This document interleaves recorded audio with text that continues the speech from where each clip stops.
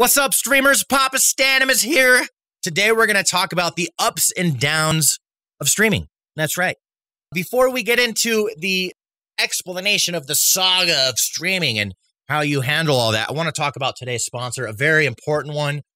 Thank you very much to our sponsor for supporting the show. Me! I do everything around here. Guys, support me. Hit the subscribe button, hit the like button, drop a comment down below about the topic at hand. If you are a new viewer and you have not subscribed, what are you thinking? Hit the button. Subscribe to the channel. We got a lot of dope videos for you. You guys want to watch something cool? Watch this. I'm Papa Stanham on Twitch. I've been streaming since 2016. I think I'm coming on 5 years now. I'm like between 4.5, 5 years, somewhere around there. And I've had quite the journey. Okay. Am I some big, massive streamer? Not necessarily. I would say I'm probably small to medium is probably my tier.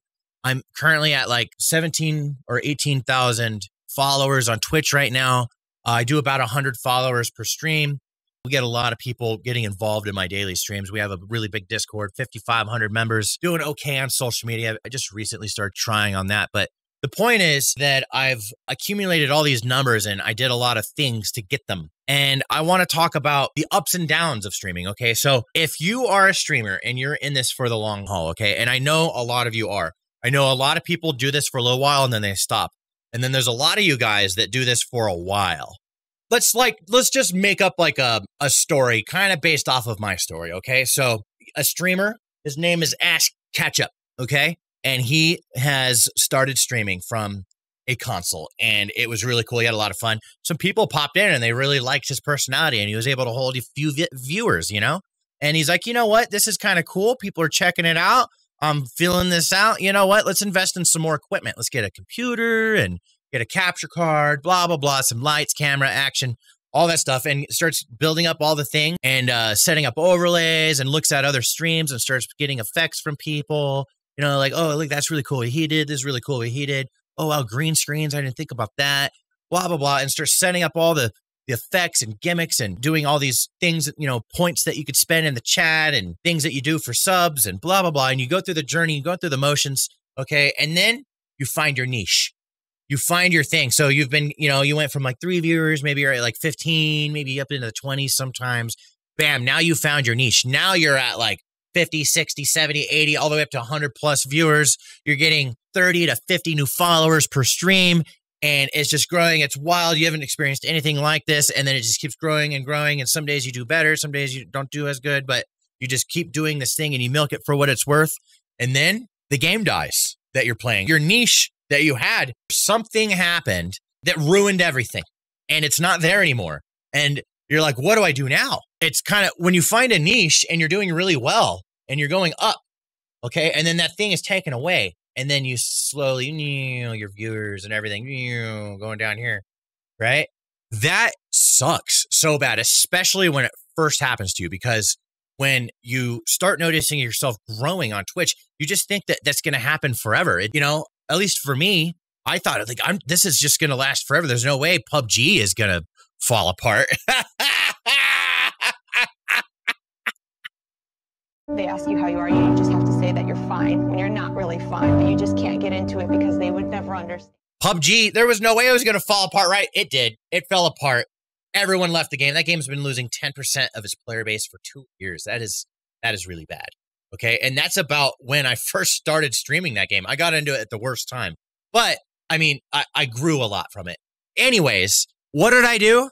I went and found something else to do. Okay. Now, I had a pretty good transition from killing it in PUBG, being the custom king, all right? The custom king of PUBG. Everyone played in my war mode games, all right? I did the best goddamn war mode games, legendary. Nobody even came close to this day. Everyone knows who the best PUBG host was, okay? And that was me, yours truly. There was a lot of copiers out there, and you know what? They just weren't very creative, and that's why I won.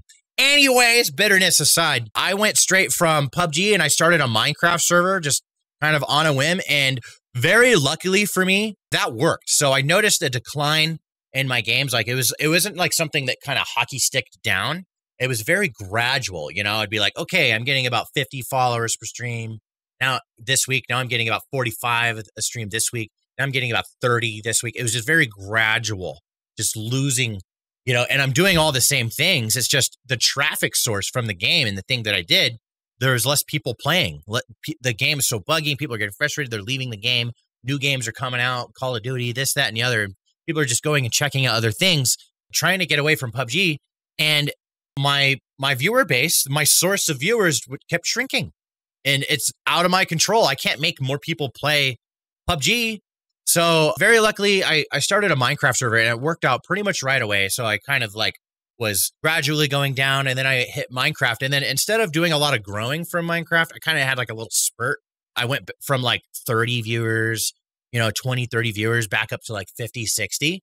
Right. So I kind of shot back up and then I just kind of leveled off and I was around 50, 60 viewers for Minecraft. And I was getting a lot of followers, a ton of people joining my server and stuff. And I was doing really good. And then we started getting hacked. All right, viewers started going down because like we were getting hacked. There's all these issues. We're trying to fix the server. And my thing that I was doing and it was working well was falling apart as I was struggling to keep everything together. And views went down. That's when I got really experimental. You know, I was like, well, if I have no viewers, I don't have that as many people to disappoint. So I could just try stuff. And the important thing here is that I kept going. Okay. I kept going and I knew that if I could find a niche like PUBG, I can find another one. I can find something else to do. If I was able to find Minecraft right after PUBG, I could find something after Minecraft. The two big things that I did after Minecraft were Fortnite Zone Wars, and then I found Rocket League, and I started doing Rocket League tournaments. And there's this whole story about how I found my next niches. I started getting very methodical, and I like measured these games and their player base. You know, the amount of players month to month became something very important to me after the failure of PUBG. So anytime I enter a game now, I learned from that, and I look at the history of the game. Rocket League was just incredibly consistent for like a 5-year period. I was like, dude, for Rocket League, it's not failing anytime soon. Like it's been this way for 5 years. There's no way. And it ended up growing because it went free to play. Really lucky I entered that space.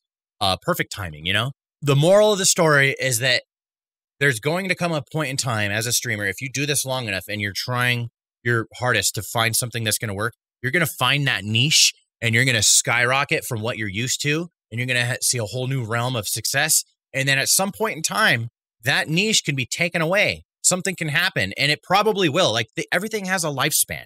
All right. So what you need to do when that happens is go back to where you were originally when you found that thing and start looking for the next one. Okay. And the more you search for niches and the more you find them, the better you get at them. Nowadays, like I do Rocket League tournaments right now, and they're doing awesome for me. I mean, I'm borderline partner right now, but it's probably not, I think it's just too close. I need to be blown way past it. Anyways, I'm doing something. It's working really well for me. There was a down period of Rocket League and I left did Valorant for a while. Rocket League went free to play. I came back and now I'm blowing up again. If Rocket League gets taken away from me, if I need to leave Rocket League and go do something else, I know that I can find it because I've done it so many times. I will search and find that niche. I know what it's like to find a niche. I know what it smells like now. Like I could see the opportunities because I found them. Okay. So if you found a niche, you can find another one. Don't let it scare you away from streaming unless life is coming at you and you got to put it down. Okay.